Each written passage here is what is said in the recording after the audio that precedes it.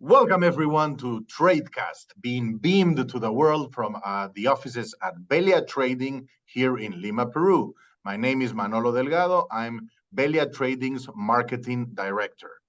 Let me remind you, what is Tradecast? Tradecast is a series of interviews with top-level international executives in all areas related to international trade and international business. We will address a plethora of issues, very current and important issues. Let me name a few quickly. For example, product development, global sourcing, manufacturing, logistics, quality control, free trade zones, international trade law, shipping, free trade agreements, WTO negotiations, entrepreneurship, sustainability, and many, many more. We have guests from all over the world.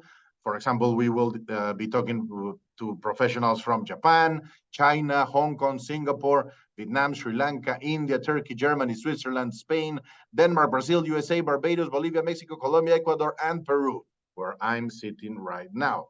If it's the first time you join us, let me remind you of the structure of Tradecast. We will talk about the person. We will get to know our guests a bit better and their career. Then we will talk about their company, where they are working now. Then we will address the issue, and we will try to focus on the present and then see where that specific subject is going into the future. And we will close with the questionnaire, and I urge you to please stay until the end because this is a very interesting and fun questionnaire designed by French journalist Bernard Pivot in a program called Apostrophe à Bouillon de Culture. Sorry for my French. So please stay until the end of the show. A quick disclaimer, the opinions expressed by our guests are their own. They are personal opinions. They don't reflect their company's official policy.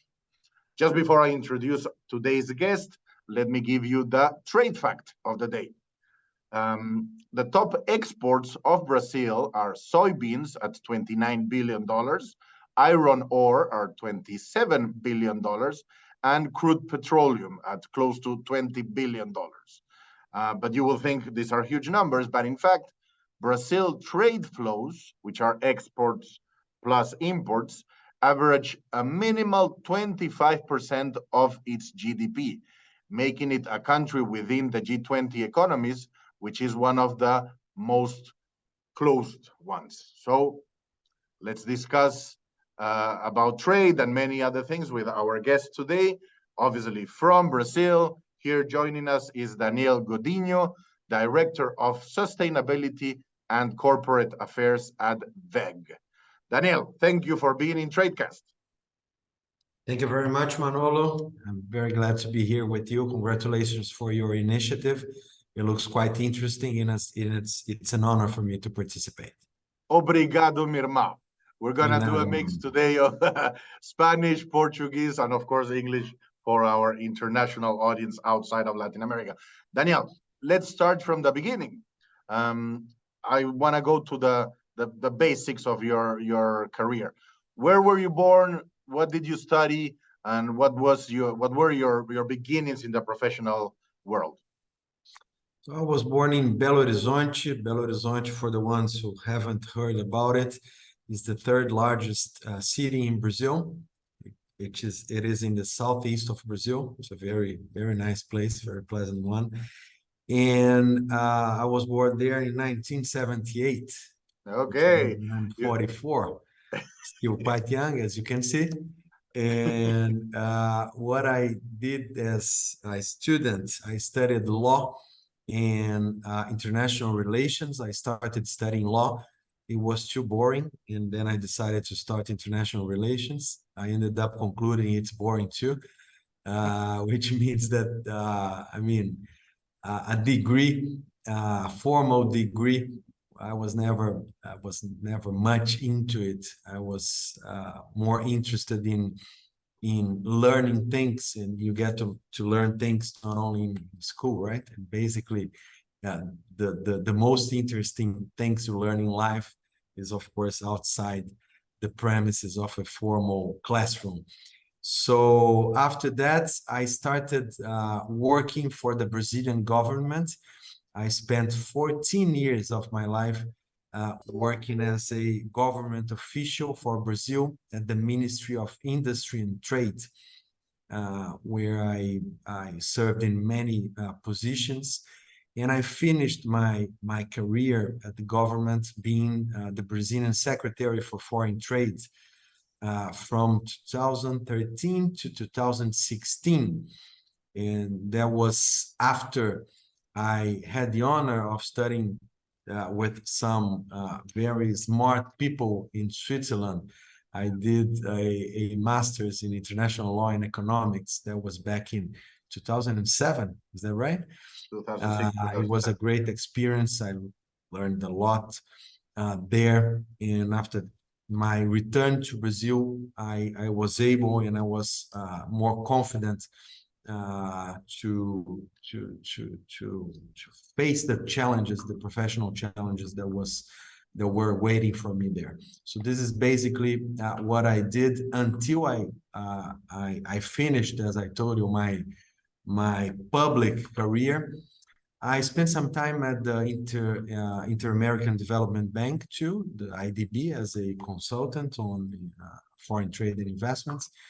And finally, I had the invitation, I received an invitation by WEG, which is a Brazilian global company, the electro-electronic sector, to serve as to organize the institutional work at the company. And I've been working here since 2017. This is basically we'll get a chance, my life. Daniel, to talk about WEG more in details. I'm just curious because you are quite unique in terms of how you've moved from different, from the public space to multilateral space, international organization. You even also had an experience, I remember, in Geneva at the ITC, International Trade Conference, I think is what it's called, right?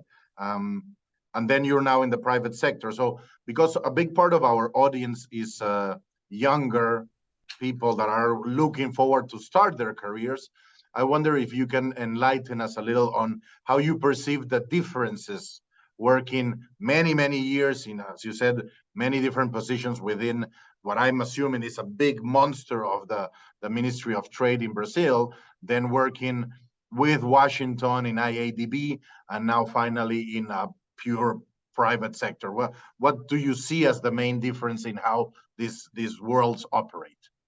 That's quite an interesting question, to which I probably don't have a accurate answer, but let's try. Things happened naturally. When I left school, when I left the university, I read that this ministry was hiring people in Brazil, and I read the profile of what they do, and I just said, well, this is me. I never planned it. I just read it one day. This is me. I mean, this is everything I studied, or at least of the things I studied, this is the thing that interests me most. So I decided to took the test. I entered there, and one thing I can tell you, it's so exciting to when you are dealing with public policies and you deliver a result. You feel so good because you achieve so many people, and that feeling is unique. That feeling is unique. This is one big difference, I could say. This is one big difference. For instance, we worked a lot in terms of trade facilitation. Brazil was, and still is, quite complicated in terms of bureaucracy in general, and bureaucracy for international trade was just unbelievably crazy. And we did a lot on that, and I'm so glad to hear to people, and so many years after that, when, for instance, I arrived at WEG here, and I learned from some colleagues who never knew I was part of that in the government, in the public sector, that system we created called Portal Único do Comércio Exterior was transforming, like it helped a lot. So this is the kind of feeling that it's really unique, and you get to feel it when you work for public policies. There is one big difference. Now talking from my perspective here at the company, do things here is so much easier, because of course you have people thinking differently. You have the same atmosphere, but a lot of competition. You do have competition at the government as well. Oh, you do. But once you decide the path, once you sit down, you fight them. But okay, the company has just taken a decision. We go this way. Everybody really goes their way, because first you have a clear command to which you are really attached to, and once you also decide things, people go for it, because everybody ends up winning if you deliver the results following the strategy that was decided. And in the government, it's not quite like this, unfortunately. Sometimes you see it's not that much organized in terms of strategy to begin with. And when the strategy is defined, you see a lot of people trying to take different paths, which is always complicated. And this is one of the reasons it's so hard to deliver results at the government. And just by that, sorry. Yeah, please go ahead, Daniel. No, just a final cut on that, to talk about the multilateral arena. Then it's quite different. You have, at least in my experience, a lot of resources to do what you have to do. I was sitting as a consultant, so I had a lot of freedom, and I could help with the knowledge I acquired in Brazil in projects that they had so many bright people thinking and working on. It was quite fun, and I had a lot of pleasure working there. I guess when you were saying that in government, as the nature of democracies, governments change, and hence priorities change. So thinking of a long-term strategy, of course, from the public sector is a lot trickier, especially in Latin America. It's we go like a huge pendulum back and forth. You yourselves just change from quite right-wing government now back to the left, and let's not open that kind of worms. We will see how it plays out. You were mentioning, Daniel, in the private sector, and we will talk about WEG in 1 minute, but I want to ask you something that I think is important for, especially as I said, our younger audience. The command makes me think of leadership, and you've worked in leadership positions in many different parts, many different sectors. I wonder how do you see your own style of leadership? What, I don't know, characteristics you think a good leader should have? One first note on that is that there is a lot of prejudice in terms of leadership and leadership culture in general in the public sector. And I can tell you that I learned a lot there, because another difference, getting back to the previous question, is that in the public sector, you don't have as many tools in order to make things happen as you come to have at the private sector. So motivating people, bringing people to work and to orient results in the public sector is quite challenging, and you learn a lot when you can do it. And of course, I was able to do it. If not, we wouldn't be able to deliver anything, and we did. So I believe a lot in motivation. I believe a lot in talking directly to people. For instance, we are now in December, and I have a team of around 60 people here. I'll talk to each one of them in my office here, in order to understand and evaluate what they believe the year, how their year was, what was good, what was bad, plans for next year's, expectations. And I do believe in that a lot. You have to listen and motivate. And if you don't get to to make people feel pleasure at work, nothing will happen. We spend half of our time locked here in our offices. If this is not fun enough, I mean, something is wrong and you end up harming the whole thing. So this is basically what I would say on that. Good, good. Let's talk briefly about WEG, Daniel. Most people, I know it's a huge company in Brazil, but unless you're in the energy sector, probably most of our audience have never heard of WEG, as you fala in Portuguese. I first call it WEG, which you corrected me appropriately.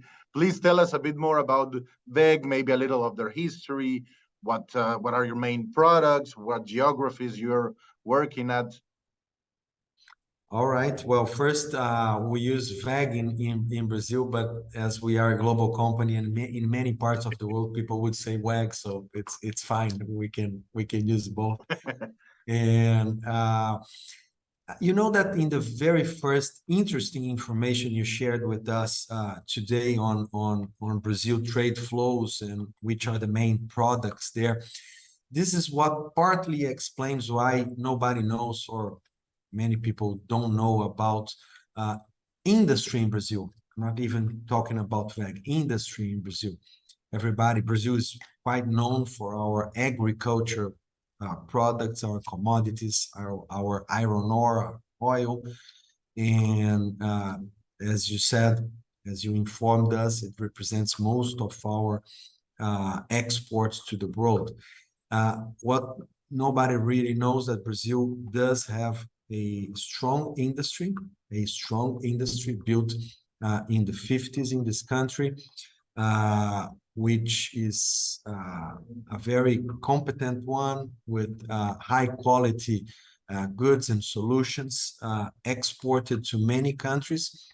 And WEG is just one example of this. WEG is a Brazilian global company. We work in the energy sector. We don't provide energy. We provide solutions and products in the energy sector, in the energy cycle. What we always say is that where there is energy, there is WEG. So for you to basically understand where we are in the whole cycle, as I said, from the generation of energy until this energy comes to its final user, being them in industries, in cities, in homes, everywhere, in the agricultural sector, everywhere. So we help generating energy with generators, with a lot of solutions in all sources of energy. We are hydro, solar, wind, biomass, everywhere. But you don't, you need to generate this energy and again, make this energy goes all the cycle until it reaches the final consumer. So you have to transport, you have to distribute this energy. So WEG builds transformers to make this energy goes. Then this energy needs to be controlled. So we are in the automation business with drives, with systems to prevent damage in the whole chain. And finally, we with our motors, and actually the electric motors are the most known products by WEG. We help this energy move and actually getting into your house, and at least here in Brazil and in many countries, people wouldn't know, but most probably in their washing machines, you would find a WEG electric motor, in their air conditioners, in their solar panel, in their houses, and so forth and so on. So, I mean, we basically move around the energy sector with products and solutions. And now we're getting really close to the digital world, but we can talk about that soon. And just to complete the information, I'm talking about the sector, now the segments that WEG works in. but we actually have 52 manufacturing sites in 15 different countries with a footprint in terms of production. I'm not talking about offices. We have offices in another 26 countries.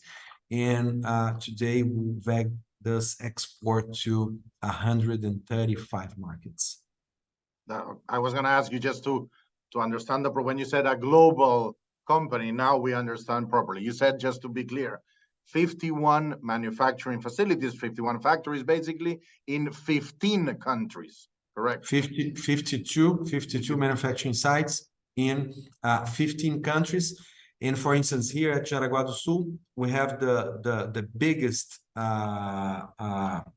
industrial plant for electric motors, low voltage electric motors in the world, with 1 million square meters of area, which is quite big. And this counts as only one out of the 52 operations we have globally. But here we're talking about production. And then it comes to another very important characteristic of WEG, which I believe will be interesting for us to discuss a little bit here, which is we have always been quite verticalized. We do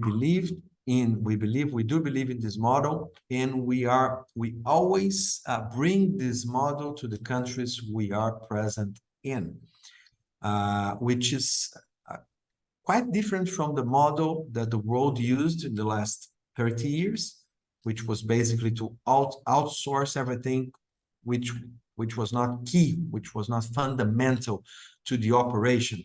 And maybe even for really key or strategic components, inputs of the operation, it's been also outsourced. But WEG never did this, and we believe in this model.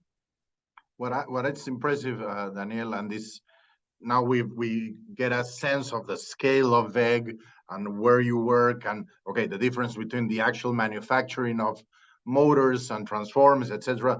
But when you explain to us that you're involved in the whole cycle, that opens the door to try to understand a bit more your role. Your role is actually Director of Sustainability and Corporate Affairs. And if I may, maybe we can break it in two and go first on the corporate affairs side. Because first of all, you deal with a lot of different markets, different stakeholders. And now that I understand is the whole chain is not only dealing, I don't know, with labor law for the people that are working in your factories in, I don't know, Mumbai in India, and the local laws that regulate that area. You also deal with other type of stakeholders, even going, as you said, to my own home. So there's a whole deal with political, I don't know, influence or contact. So I just want to understand how you deal with so many stakeholders in such a global company. Because of course, companies have always stakeholders, are your clients, your equity holders, you know, where you operate physically. You work in 15 countries with stakeholders that run from government to probably syndicates, union, labor. How is it that you sitting in Jaraguá do Sul deal with such a massive challenge? That's a very good question. The most important work I believe we do here is to always talk and make our stakeholders understand the importance of this business. And I know that we're trying to separate things, the corporate affairs from the one side and sustainability from the other side. But what we're trying to do more and more is to make them understand how important what we are doing are to sustainability, to the goals we all have, this planet have, and the challenges we have in terms of sustainability. I'm talking about emissions. I'm talking about everything that we are seeing. We know we have to work. And if I am in the business of renewable energy, this is where I am because I do solar, I do wind, hydro, biomass. if I am in the business of energy efficiency is all about WEG. This is what we've been doing since 1961 when this company was founded in Jaraguá do Sul, the south of Brazil. What energy efficiency means, basically, it means less consumption, less material. You help the environment in both ways, in both directions. If this company is working in terms of electromobility, and we are on this business as well with our powertrain, the electric motor plus the inverter, and now we are also working in terms of the chargers. We have all these products and solutions that will also be fundamental, will be key in the energy transition challenge we have now.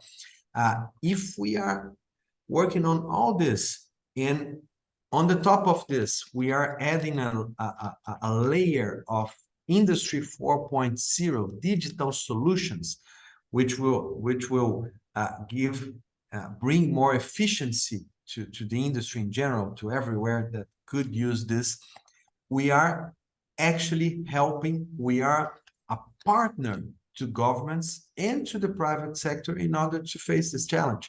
So this is the first thing we try to do all the time, to talk to people and to convince people that, okay, we are businessmen, we have a company here, we have to make money, we have our targets here.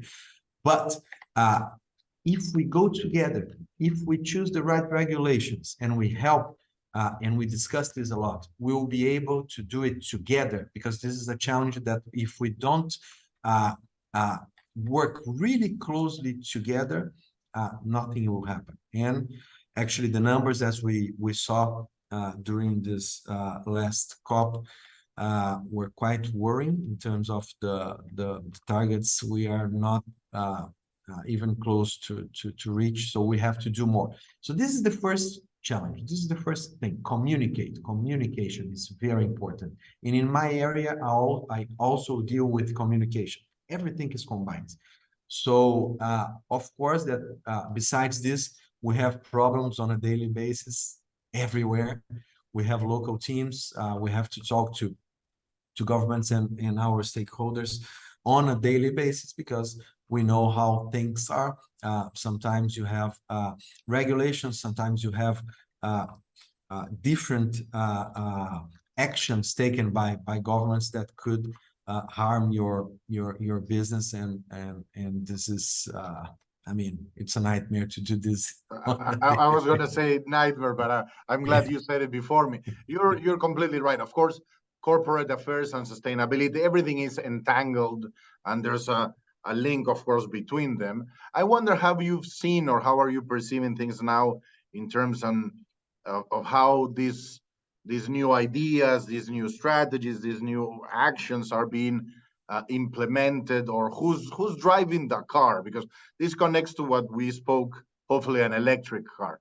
This is what we spoke at the beginning. You know, if we want to simplify things and see the world as, okay, TNCs, okay, transnational corporations, global companies like WEG. We have the multilateral system, the UN system, and we have civil society, let's assume, organized in NGOs. Of course, you as a global company, you deal with these three things all the time and in different countries, which makes it even more and more complicated. Back in the day, it was probably civil society pushing government to regulate private sector in a way that maybe the private sector wasn't happy to be regulated. But now I see from what you're saying that I think that maybe there's an interchange in who's driving the car. Maybe now the public sector drives for a couple of hours, then the civil society, then the private sector. It seems to me that now finally interests are aligning together instead of fighting each other. Maybe I'm being too positive. What's your insight in that? Because you also, and I may say, you travel a lot, as you mentioned, to COP, to global meetings, not only to Brasilia to discuss with lawmakers, but you're in touch very much with what's happening globally. And I'm sure it's different within country and country. Probably in Sweden, civil society is a lot more active than in India or Bangladesh because of obvious development levels. But how do you see that, Daniel? The combination of the dynamics of who is pushing for a change in the energy sector specifically? Manolo, I think you are being quite positive, and I like to think exactly like you on that. I think that finally different pieces are coming closer, not quite together, but closer at least. I do believe it. When you don't have a strong basis, nothing happens. And finally, we do have a strong basis, which, in my opinion, is the aspiration of society, and especially younger generations.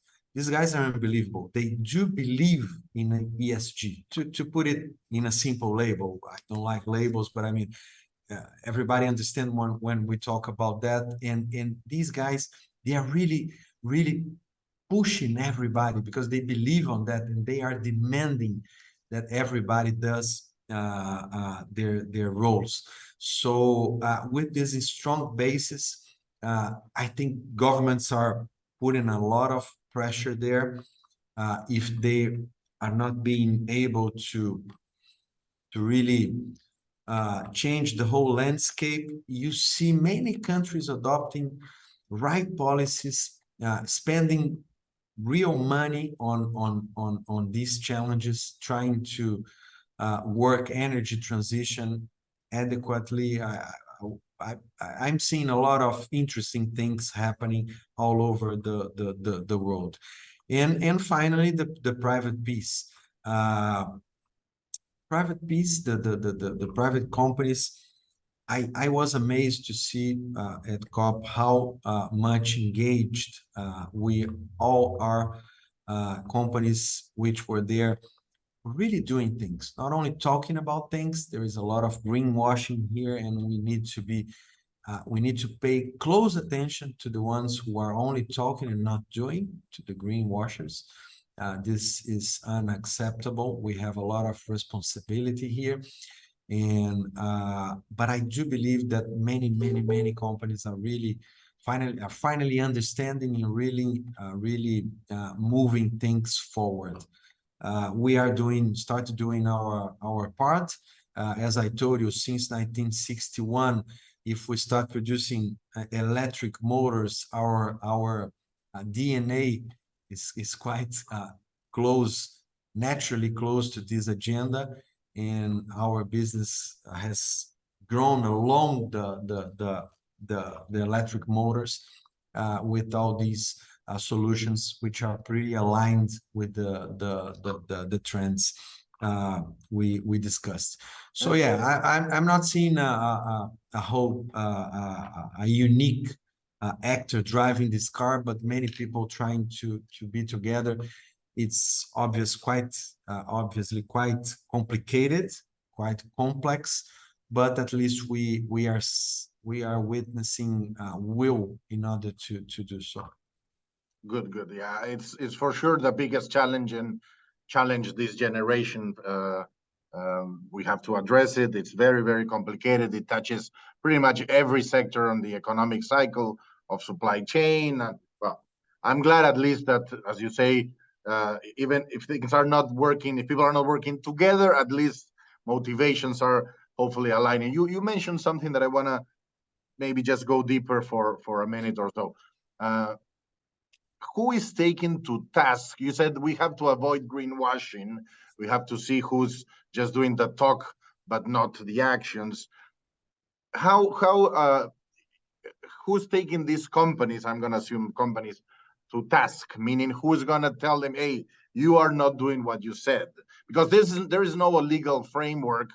The other day we were speaking to a Japanese colleague of ours, and she mentioned a case in which actually, I think it was in the Netherlands, I believe, where a company was actually sanctioned monetarily for not doing certain things that they were supposed to. But it was really opening a bizarre. I'm not sure if the legal systems are prepared for judges to tell companies to penalize them for things that were promised. It's still kind of a gray area. So I'm just wondering, in your opinion, who can take the companies who can make the companies responsible for greenwashing. It has to be civil society, it has to be social media, it has to be me deciding to not buy a WEG motor, to use an example. How do we address that? Because if there's only carrots but no sticks, of course the process is longer. You're totally right, and I believe you've just given all the answers. I mean, there shouldn't be a unique responsible for that. All stakeholders to begin with are really looking at this agenda. So again, society to start with, we have our communities, the communities we are working in. They are demanding, they are putting pressure, they are watching. We have a number of entities who are also looking close to this agenda and sharing information on the companies. We have clients, we have suppliers who are demanding commitments in terms of this agenda. We have investors. WEG is an open company listed in the Brazilian stock markets. They demand policies to address all these challenges. So I mean, there are a lot of stakeholders that are together making, again, things move forward. Good. Daniel, in closing, before we go in the questionnaire, I don't want to miss the opportunity to ask you, obviously, energy sector, current affairs, immediately one thinks the cost of energy in Europe,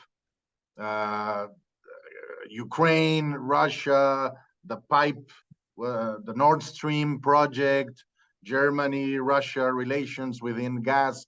Is there anything that you see, or any area of the world, obviously now with the problems in Eastern Europe, other places that you see potential problems, the geopolitics of things, which I think are also in your area within WEG? Do you guys are very concerned about certain things?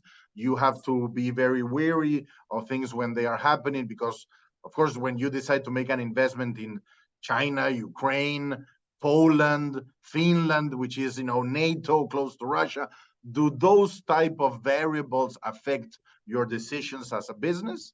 Geopolitics per se, which I know move quickly without a lot of, you got to really foresee what's going to happen. But do you guys pay a lot of attention to these actions around the world?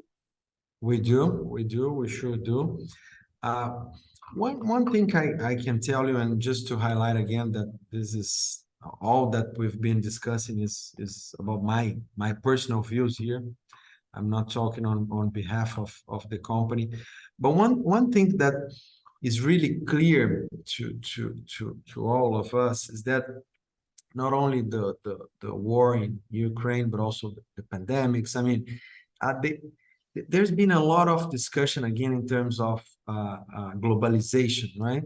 So turning back to one thing I mentioned before on our model, turning to WEG, our vertical model, I do believe that it's again aligns to some important trends to come.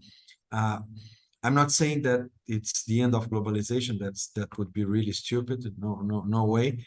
But of course, I think that after these last events in special, but I believe it's been around for quite a while now, people are turning back and paying more attention to local production. And this is what I've been doing, what WEG has been doing better all the time. We do believe that to produce locally has two really important comparative advantages. First, technology. You have the whole technology. You know the whole process. You are not dependent on anyone. So this is very important. This is very important. And one second thing, once you have the whole process and technology, you are more flexible to your clients.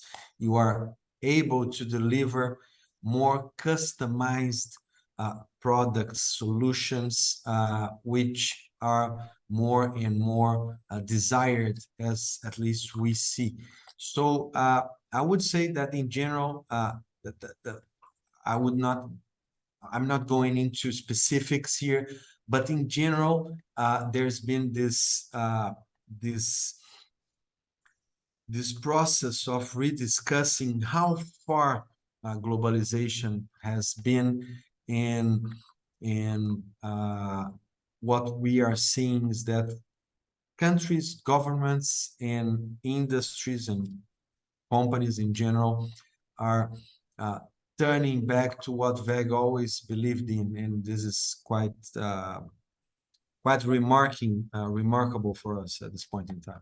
Yeah, I think in a way you guys were able to foresee these little steps back from globalization. And okay, we produce in this geography. We know that geography legally. We know our clients. We know the technology. As you say, this idea of vertical integration per geography is very interesting in the way that you're specific to your market and you deal specifically there in all the different areas that imply working there. That's great. And you also, with that, Manolo, it's not that we actually were able to foresee this step back, but it's more that we believed in this model. We have always believed in this model. And for me personally, I always studied. We studied together international trade, and I mean fragmentation of production. It was all about costs, moving everything to Asia. No, and I arrived here in this company that never did that. We have 4 companies, 4 factories in China. We are there. We have 2 factories, 3 now in India. We're there.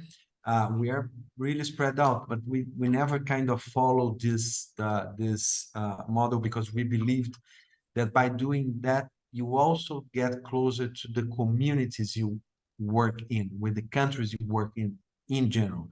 And this is another thing we believe a lot. Fantastic. Thank you, Daniel, for sharing. Let's close with a bit of a funnier section of the Tradecast. As I mentioned at the beginning, the questionnaire by Bernard Pivot. It's a quick one. Let me start by asking, Daniel, what is your favorite word? Hope. What is your least favorite word? Hate. What turns you on creatively, spiritually, or emotionally? I'd like to mention 2 things here: good music and new challenges. Okay, I know your taste in music, so I'm gonna think that must be an answer to the number 4. What turns you off? Radicalism. I hate it. And this, please be my guest. You can answer in English or in Portuguese or in any language you fancy. What is your favorite curse word? That will have to be in Portuguese, provided you put this thing. We'll see. We'll see. Puta que pariu, for sure. What sound or noise do you love? I love the noise of when someone strikes a goal in football. That is fantastic. What sound or noise do you hate? Buses in city centers. What profession other than your own would you like to attempt? I'd like to be a musician if only I had any talent, but I don't. You are a musician, I know that. But you still try, but credit. What profession would you never like to take part in? I think I'll never be a scientist, because I mean, too much method on that. That's just not me. And in closing, and thank you again, Daniel. Obrigado, maravilha, for your time. If heaven exists, what would you like to hear God say when you arrive at the pearly gates? Something like, "Are you ready to come back and try everything again?" Great, Daniel. Thank you again so much for your time. I'm sure our audience have learned a lot about energy, about WEG. It's been great. I want to thank again Belia Trading for creating Tradecast. For now, goodbye from Latin America. We wish you a successful day. Bye-bye. Thank you so much. It's been really a pleasure.